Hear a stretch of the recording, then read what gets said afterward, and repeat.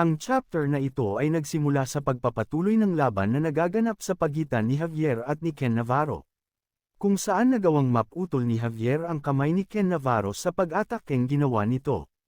Sumubok pa na umatake si Ken Navarro pero di hamak na mas malakas sa kanya si Javier kaya napilipit ang kamay nito. Pero ang estatwa ng Fallen Angel ay tuloy-tuloy na nawawasak, kung saan makikitang nababahala si Javier.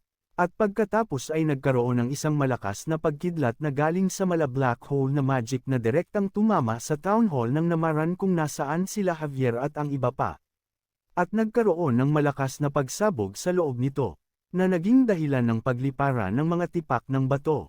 At dito ay makikita na gumamit ng magic spell si Siluria na tinatawag na Earth God Shield at ito ang nagsilbing panangga na nagprotekta sa mga sibilyan na nandito. Makikita na magkaharap na nakatayo si Javier at Ken Navarro. At sinabi ni Ken Navarro na katapusan nyo na. Mga walang kwenta at basurang nilalang. Lahat kayo ay mawawala at masusunog hanggang sa maging mga abo sa mga kamay ng Hell Knights. At dito nga ay nagsimula ng lumabas ang Hell Knights kung saan makikita ang malaki nitong kamay at espada na tila nagbabaga pa.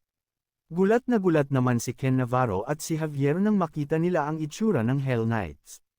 Kung saan tila hindi pa ganap na buo ang katawan nito. Kaya nasabi sa sarili ni Ken Navarro na, anong nangyari? Saan napunta ang kanyang demonyong kabayo? Saka yung mga hita niya.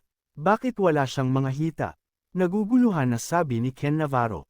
Sinabi rin nito na, ito pala ang mangyayari sa pagmamadali ko sa kanya sa pag-summon. Si Javier naman ay nababahala at sinasabi sa isip na, kahit na ito ay hindi fully formed ito ay isa pa ring Hell Knights. Kaya naitanong nito sa sarili kung makakaya niya kaya itong talunin. At dito ay nagsalita ang Hell Knights at sinabi na, Summoner. Ano ang gusto mong gawin ko? At dito ay sinabi ni Ken Navarro na, nakikita mo ba ang lalaki na may silver na buhok na yan?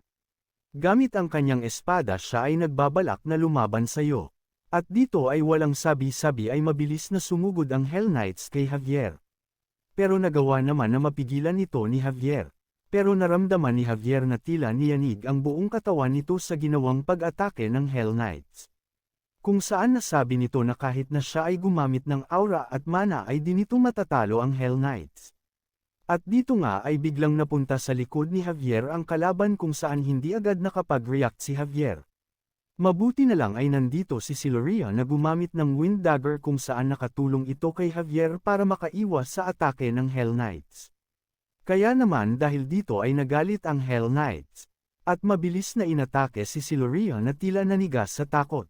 Sa pagkakataong ito ay si Javier naman ang nag-rescue sa kanya. Gamit ang Aura Sword sa pag-atake ay nagawa nitong mapugutan ng ulo ang Hell Knights. Dahil doon ay dahan-dahan na natunaw ang buong katawan ng Hell Knights hanggang sa maging abo na lang ito. Hindi naman makapaniwala si Ken Navarro sa nakikita. At dito ay sinabi ni Javier na, salamat kay Miss Siluria at nagawa namin na matalo siya. At iniutos ni Javier sa mga tao na umalis na sa lugar na ito para makapagpahinga na. Kaya mabilis na nagtulungan ang mga may sapat na lakas para mailabas ang mga nanghihina nilang kasamahan.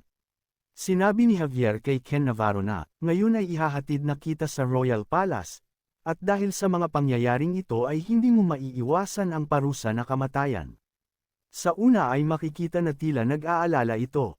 Pero joke lang pala dahil maya-maya ay ngumiti na animoy may di magandang gagawin, kaya naman tila nagtataka si Javier.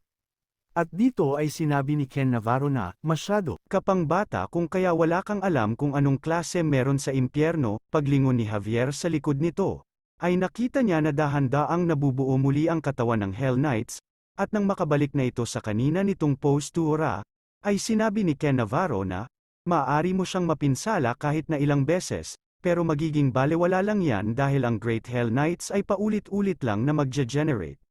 Dito ay sinabi ng Hell Knights na, naramdaman ko na malakas ka matapos ng sabayan nating atake kanina, pero di ko inakala na ganito ka pala kalakas.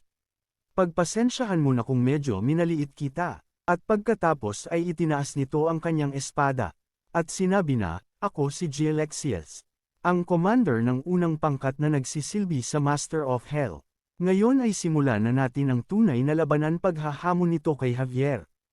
Kaya naman sinabi ni Javier na, Ako si Javier Asheran, magiting na knight ng Frontera family. Humanda ka at ibabalik kita sa sinapupunan ng iyong penanggalingan. At dito nga ay makikita ang dalawa na nakahanda na sa pag-atake, at pagkatapos isang iglap ay makikita na magkaharapan na ang dalawa. Mabilis ang palitan ng mga atake ng dalawa kung saan makikita na nakakasabay si Javier sa Hell Knights.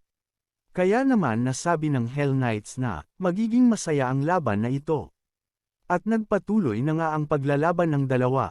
Makikita na halos pantay lang ang lakas ni Javier at ng Hell Knights, kung saan makikita na nagagawang iwasan ni Javier ang mga mabibilis na pag-atake nito na animoy nagte-teleport sa sobrang bilis ng pagkilos nito.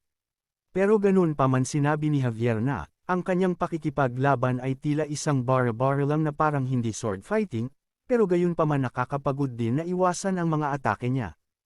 Kaya kailangan ko makahanap ng pagkakataon para sa magandang atake. At pagkatapos ay inihagis ni Javier ang kanyang gamit na espada, pero sinalag lang ito ng Hell Knights gamit ang mga kamay nito. Pero ang plano pala ni Javier ay gumamit ng Aura Sword.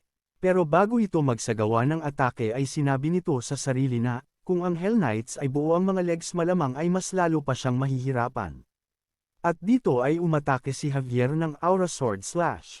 Pero biglang nawala ang Hell Knights kaya napaisip si Javier kung saan ito manggagaling. At pagtingin nito sa sahig malapit sa kinatatayuan niya ay lumabas ang espada ng Hell Knights. Pero nagawa naman ni Javier na ma-anticipate ang pag-atake ng Hell Knights. Makikitang nabitawan ng Hell Knights ang kanyang espada kung kaya nabigyan ng pagkakataon na makapagsagawa ng magandang atake si Javier. Pero bago pa man natuluyang maglanding ang atake na iyon ni Javier ay nagawa naman na mahawakan ng Hell Knights ang paa nito. At si Javier ay nakatikim ng isang malakas na balibag na ginawa ng Hell Knights. Kaya makikitang suka ng dugo si Javier. Pero hindi pa doon natatapos dahil muli na naman itong iniangat sa ere at ibinalibag sa pangalawang pagkakataon kung saan makikita na tila nawalan na ng malay si Javier. Kaya dahil dito ay sinabi ng Hell Knights na, ito ay isang karangalan Javier. Palagi kong ipagmamalaki na nakalaban kita. At pagkatapos ay kinuha na ng Hell Knights ang kanyang espada. At akma natatapusin ang buhay ni Javier habang sinasabi nito na, maglaban na lang ulit tayo sa impyerno. At nang isasaksak na nito ang espada kay Javier ay may sumigaw na, hoy ikaw na walang utak. Itigil mo yan. Kaya makikita na sumable ang atake ng Hell Knights kay Javier. At dito nga ay dumating na si Lloyd at sinabi na, sa pagkakaalam ko na kapag namatay ang summoner mo ay babalik ka na rin sa impyerno. Habang nakatutok ang sandata nitong pala kay Ken Navarro, sinabi din ni Lloyd na, meron ka lang hanggang 3 bilang para lumayo sa night ko dahil kung hindi ay pupugutan ko ng ulo itong summoner mo. At dito ay napatanong sa sarili ang Hell Knights kung anong klaseng nilalang si Lloyd dahil sa sobrang nakakatakot ang pagmumukha nito, habang ito ay nakatingin sa ating bida. Nasabi rin ng Hell Knights sa isip nito na, hindi ito nagbibiro, siya ang uri ng tao na kayang gawin ang sinasabi, mukhang meron tama sa utak ang taong ito. Kaya naman dito ay tinanong ng Hell Knights ang ating bida kung sino ito.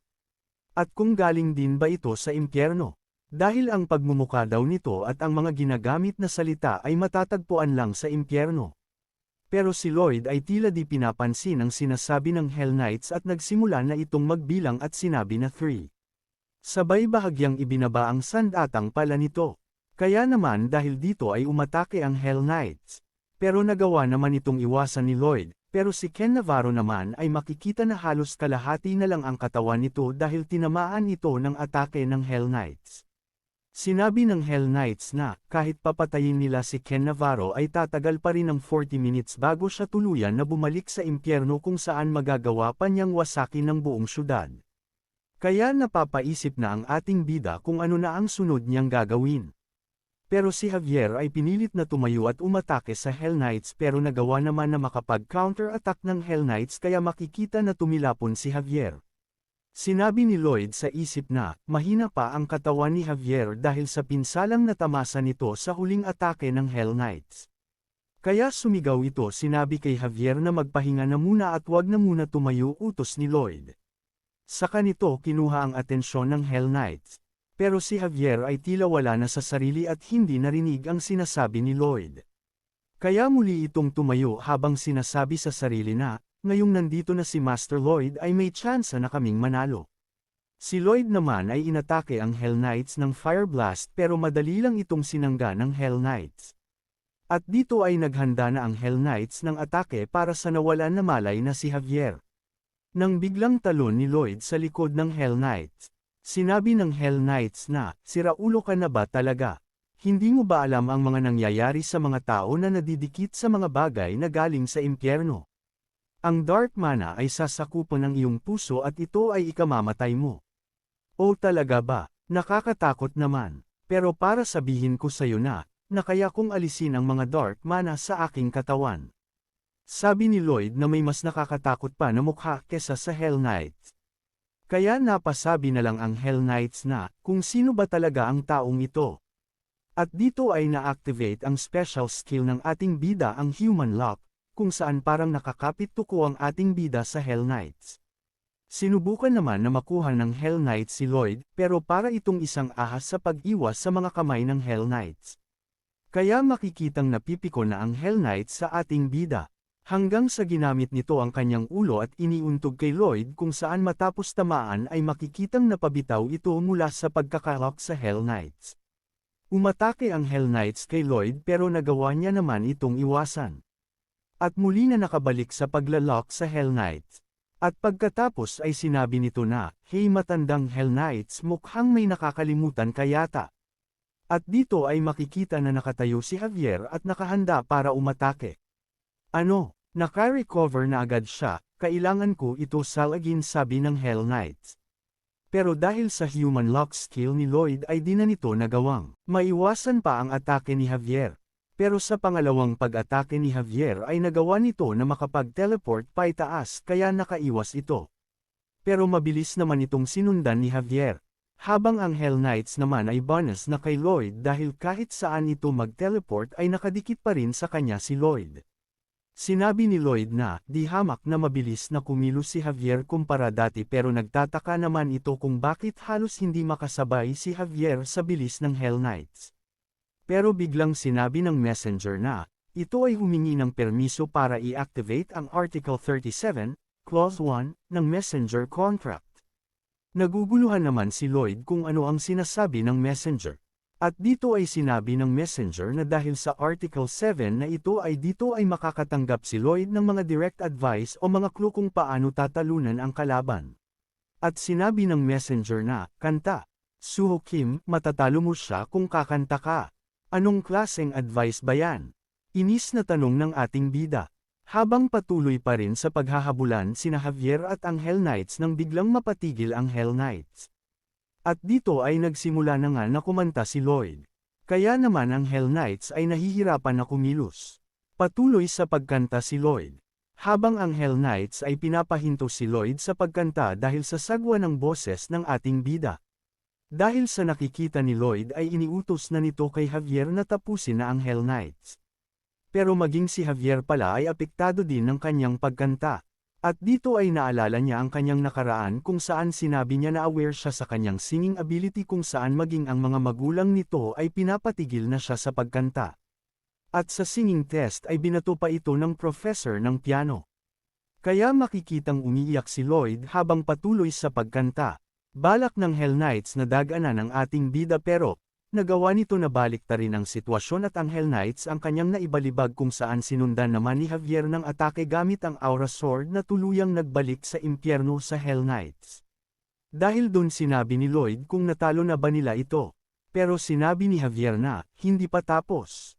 Pakiramdaman mo ng maigi ang paligid at ang mana sa loob ng kwartong ito." Kaya pinakiramdaman nga ito ni Lloyd, "Diyan ka lang sa likod ko," tila nag-aalala na sabi ni Javier. Pero ngumiti si Lloyd at sinabi na, "Huwag ka na mag-alala dahil hindi na siya mabubuhay ulit." Kaya sinabi ni Javier, "Paano ka nakakasiguro na hindi na siya mabubuhay?" Tinanong naman ito ni Lloyd na, "Gusto mo ba makipagpustahan?" At sinabi na pupuste siya na patay na ang Hell Knights. Kaya naman kung gusto mo na masubaybayan ang ating kwento ay i-open mo lang ang notification bell pagkatapos mo na mag-subscribe.